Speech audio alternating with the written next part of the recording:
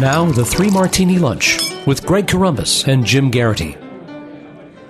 And welcome, everyone, to the Thursday edition of the Three Martini Lunch, along with Jim Garrity of National Review. I'm Greg Corombos of Radio America. Normally good, bad, and crazy martinis for conservatives. Today we're going to be all crazy, but first, a quick update to yesterday's good martini. Jim, it looks like after 2 years, we finally can confirm there's no fog on the mirror. Mullah Muhammad Omar is officially dead. The Taliban confirmed it. Apparently, it takes a little longer over there for that information to get out to the media. Apparently, they sent the news by carrier pigeon. And considering the state of Afghanistan, somebody shot down the carrier pigeon, so with a drone. No, this is just good news. I'll sum up my viewpoint on Mullah Omar. He knew the risks going in. You mess with America, our policy is an eye for an eye. All right, on to crazy martini number one. And yesterday, Jim, it was one of those days where if you're on social media, you really just wanted to stop the planet and get off because of all the things that had many people just frothing at the mouth yesterday. It's the death of Cecil, or Cecil, depending on how you say it, the Lion, who until 48 hours ago, no one in America really knew. But now, of course, everyone's just appalled over the fact that he was killed by this hunter who was on a safari. He's a dentist, and apparently there's some confusion over how this lion got lured out of a protected area and eventually killed. And obviously there's a lot of people who want the head of this dentist. You got Mia Farrow sending out publicly where his office is. You got just outrage after outrage. And so obviously a lot of people on the right are wondering, why is there so much outrage about the lion but so much yawning over the selling of fetal body parts? And one of the people who made that point, Marco Rubio, says, look at all this outrage over a dead lion, but where's all the outrage over the Planned Parenthood dead babies? He got this, again, frothing at the mouth response from a lot of different liberals. One who says, how do you sleep at night spewing vitriol like this? Hunted and executed versus a woman's right to choose shouldn't be compared ever. Another person called it Rubio succumbing to the Trumpification of the Republican Party. And Jim, I think maybe the biggest head shaker for politicos like us is that The Hill actually reported the dentist was a Romney donor. There you go. Perfect. We can walk and chew gum at the same time, right, Greg? I mean, yes. Could you be upset about a lion being killed and say Planned Parenthood's egregious lying about what we now know is on video, or deaths of innocent people in Iraq and Syria, or the homeless? You can have more than one concern, right? Or we just decided, no, if you're concerned about one thing, you cannot be concerned about anything else. And then the flip side of that is that, it's fair for Rubio to make this observation that, look, there's human suffering that people are kind of, we're not going to think about that much. Finally, I just kind of one little point to add on this, that if the allegation that the lion was brought, somehow lured off of a territory, a reserve in which it is protected, then this fully warrants all of the being upset, the outrage over things like that.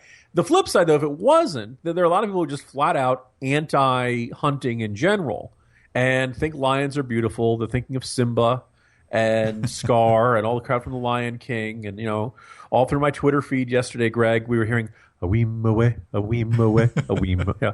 If it was done in some sort of effort to work around the law, then yes, it deserves all the upset. My understanding is that lion populations are actually up in recent years.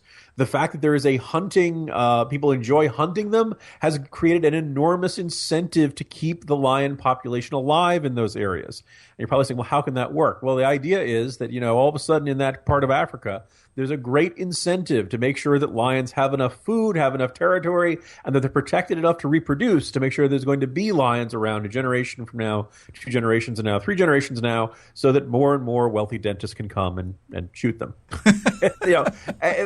This is actually, you see this phenomenon with fisheries, you see this phenomenon with wild deer populations here. Hunters generally don't want to hunt an animal to extinction because then they can't go hunting anymore. So there just going to be seems a lot of knee-jerk, reflexive denunciation and fury that warrants our first crazy martini today. I got to give points on Twitter to the best response to this, John Podhoretz, who said, clearly the people who are most outraged and basically want to lynch this dentist are anti-dentites. Ah, very good. Very good. All right, on to the second crazy martini now. Jim, I don't know about you, but it's kind of hard if you just try to list all the presidential candidates for the Republican nomination on a sheet of paper. You almost always leave at least one of them out. Well, now that job just got a little bit harder, and it also ruined our perfect Sweet 16 bracket. Former Virginia Governor Jim Gilmore has now thrown his hat into the race, so that makes 17 Republican candidates for the nomination. Gilmore was governor of Virginia in the late 90s, early part of last decade. He also ran for president in 2008, which many people probably don't remember. He did so well, he lasted long enough to drop out and still get into the Senate race that year, in which he lost to Mark Warner by about 30 points, which obviously was a pretty big Democratic year. But Jim, Gilmore has conservative credentials, clearly, but a lot of people wondering why. Here's what warrants this, the second crazy martini of the day. He actually had indicated his interest in running back in an interview with the Richmond Times-Dispatch about 2-3 weeks ago. You and I greeted him with perhaps a wee bit of skepticism because one of the things he had said in his interview is, like, well, I was a governor of a state that was, during the 9/11 attacks. Ironically, one of the other, no chance, what the heck is he doing here? I didn't know he was still alive candidates, George Pataki, was also governor of a state during the 9/11 attacks. You don't even have that alone in the field. So, there was again, as the 17th candidate in a 16-candidate field, he was largely forgotten. There was a great deal of skepticism. Everybody was kind of wondering, well, Jim, where have you been? Right? I mean, it's not like the cause of conservatism, the Republican Party, hasn't had any big high-profile fights in the last, 7 years or so. You feel like you kind of wandered in from a desert island somewhere. And here he is 2-3 weeks later. And as far as you and I can tell, has he done anything to address this skepticism? No, I haven't heard anything other than the fact yesterday that he filed his paperwork. It's the same. It's kind of like the Hillary reset button. They're like, no, I'm convinced. I really am the right guy for this. And the other thing he said in that interview, which there seems like almost a deliberate obtuseness, where he said, well, I'm not the most charismatic, race in the field, but he kind of downplayed the idea. This isn't a race about charisma. Is there any lesson from the Obama era, Greg, bigger than, yes, political races are heavy on charisma? That's one of the big ones. I mean, if your strategy is, no, I am not a charismatic candidate, and that lack of charisma, the fact that people aren't interested in me, the fact that they're bored by me, the fact that they generally don't like me is what is going to drive me to the Oval Office. What are you doing here, Jim, Governor? Why are you here? Are you lonely? I've tried to be really patient with the Lindsey Grahams and everybody else of the world, but Governor, if you don't come up with a better explanation, I don't know how much serious coverage he warrants, since it seems like he's just kind of doing this on a lark and with, no preparation, no money, no background, no team of support, no grassroots organizers, any of that kind of stuff. Do you need those? Really, though? He's got a business card. That's about it. That's printed one out. There you go. On to the third crazy martini now. And the thing you want most from presidential candidates is clarity on key issues. What are you going to do? How would you address this issue if you get to the presidency? This is one that's been controversial for a long time. A lot of people have different opinions. Tell me what you will do, Hillary Clinton, when it comes to the Keystone Pipeline. Here's the question she got. I think it was in New Hampshire. Would you sign a bill, yes or no, please, in favor of allowing the Keystone XL pipeline? This is President Obama's decision, and I am not going to second-guess him because I was in a position to set this in motion, and I do not think that would be the right thing to do. So I want to wait and see what he and Secretary Kerry decide. If it's undecided when I become president, I will answer your question. I'm going to tell you right after you vote for me. Kind of like what Nancy Pelosi said about Obamacare, Greg. You have to elect Hillary to see what policies she would enact. Just like you have to pass the bill in order to see what's in it. Now, I remember back in 2007, 2008, Greg, when Hillary Clinton was running for president the first time, where her attitude was, well, I don't answer hypotheticals. Greg, isn't President Hillary Clinton a hypothetical? Yeah. Right? I mean, like you're basically saying to the electorate, I want you to imagine me as president. I want you to think about that. I want you to envision what would happen, see how good that makes you feel, and thus you should vote for me. And if a candidate really is going to say, look, I'm not going to answer any hypothetical questions or scenarios, well, everything in politics, in a political campaign, is about a hypothetical scenario. It's about a possibility of what would you do in the future. Basically, Hillary Clinton has said she doesn't want to talk about what she would do as president, but she wants you to vote for her as president. And there we go.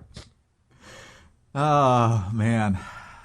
She's off to the best start we could have hoped for, really. I mean, between the scandals and her just wooden nature on the campaign trail, this is... But, clearly that... Like, here's the thing. Even if she wants, I see how I'm kind of just sputtering in response to that answer, because like the guy's very clear, yes or no, right? Do you want the Keystone or not?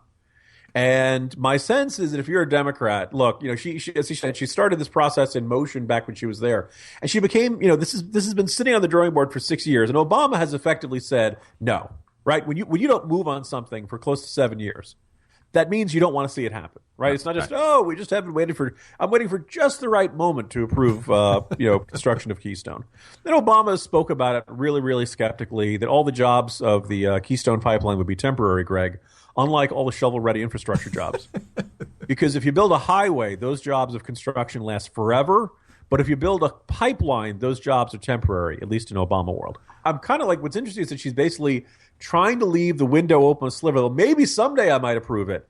But she doesn't want to actually come out and say, yes, I would. And I think it's safe to say that based on the experience of the Obama administration, if you want the Keystone pipeline built, you can't vote for a Democratic administration.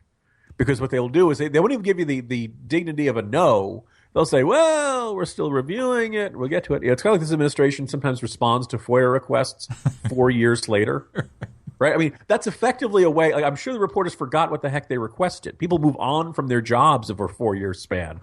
Endless delay is effectively a no. And what's interesting is that Hillary seems to think, you know, the electorate doesn't pick up on that. Amazing. Crazy day. Jim, talk to you tomorrow. See you tomorrow, Greg. Jim Garrity of National Review. I'm Greg Columbus of Radio America. Thanks for being with us today, and tune in again on Friday for the next 3 Martini Lunch.